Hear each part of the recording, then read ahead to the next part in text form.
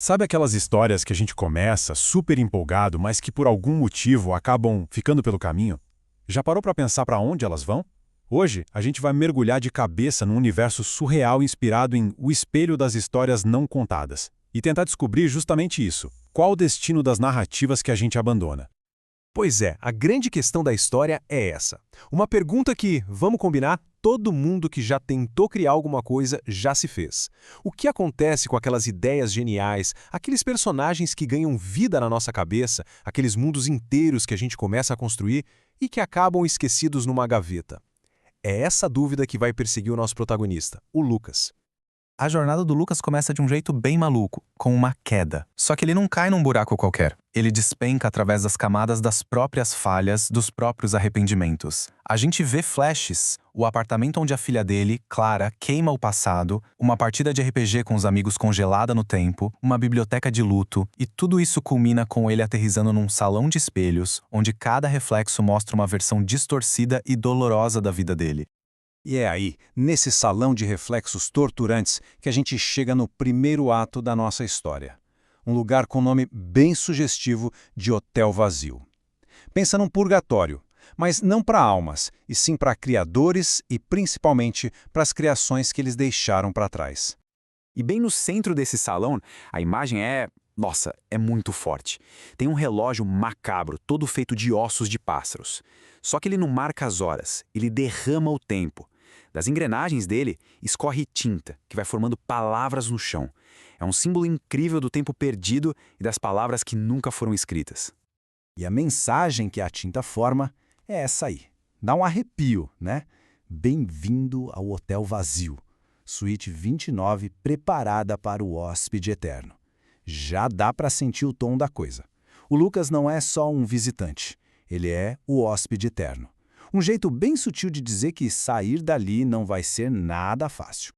É nesse momento que um personagem bem misterioso, um tal de Cavine, revela a verdade sobre o hotel. Aquilo não é um inferno, é talvez algo pior, o purgatório dos arrependimentos narrativos. É para lá que vão todos aqueles que deixaram uma história morrer pelo caminho.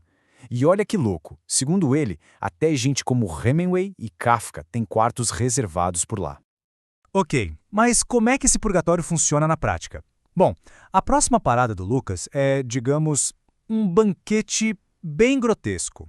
Um jantar onde as falhas dos hóspedes são literalmente o prato do dia. Imagina só esse menu. A entrada é uma sopa de letrinhas que formam as críticas negativas que os autores já receberam. O prato principal, livros vivos, que gritam de dor ao serem devorados, representando as histórias que eles mesmos mataram. E a sobremesa, bolos de aniversário mofados, um lembrete amargo de todas as celebrações e alegrias que foram sacrificadas em vão. Bizarro, né? E é fugindo desse jantar de pesadelo que o Lucas descobre que o purgatório guarda muito mais do que só romances inacabados. Ele dá de cara com o maior arrependimento de todos, a história da própria vida dele. Mais especificamente, a relação com a filha, Clara. Ele encontra a suíte dela, a de número 28. E o que tá na placa da porta, cara, é simplesmente de quebrar o coração. A vida da Clara tá ali, catalogada como mais uma história pendente. E o gênero, trágico-média, resume perfeitamente a dor e o absurdo da ausência dele como pai. Lá dentro, o quarto é uma réplica do quarto da Clara, mas cada detalhe é uma acusação. Na estante, em vez de vários livros, dezenas de cópias do mesmo título. No computador, um trabalho dela o analisa friamente, como um personagem ausente mal desenvolvido. E a boneca? A boneca com o rosto dele, cheias de agulhas. É a raiva dela transformada em objeto. E aí vem o golpe final. Ele encontra um presente que comprou para ela, mas que nunca teve coragem de entregar. É um colar com um bilhete cheio de esperança. Era para ser o começo de um novo capítulo, um final feliz que ele prometeu, mas que nunca ajudou a escrever. Essa descoberta dolorosa vira uma chave na cabeça do Lucas. Chega de ser uma vítima das próprias histórias inacabadas. É hora de lutar pelo controle. É hora do duelo pela sua própria narrativa. Lá no porão do hotel, uma entidade chamada Editrix faz uma proposta tentadora. Reescrever um erro do passado em troca de uma memória real. Ele podia apagar um dos grandes arrependimentos. Mas, ao tocar uma cicatriz na mão que agora diz autor em processo, ele recusa. O Lucas finalmente entende que ele precisa assumir o controle e não apagar o passado. E essa decisão leva ele para um confronto direto no telhado com o Quavin. Só que não é uma briga de socos, não. É uma luta literária. Imagina a cena. O Lucas se esquivando de sonetos perfurantes, enquanto o Quavin contra-ataca com metáforas cortantes. É uma batalha de vontades, travada com as armas da própria arte de contar histórias. Mas é no auge da luta que o Lucas tem uma visão da vida real do Cavine.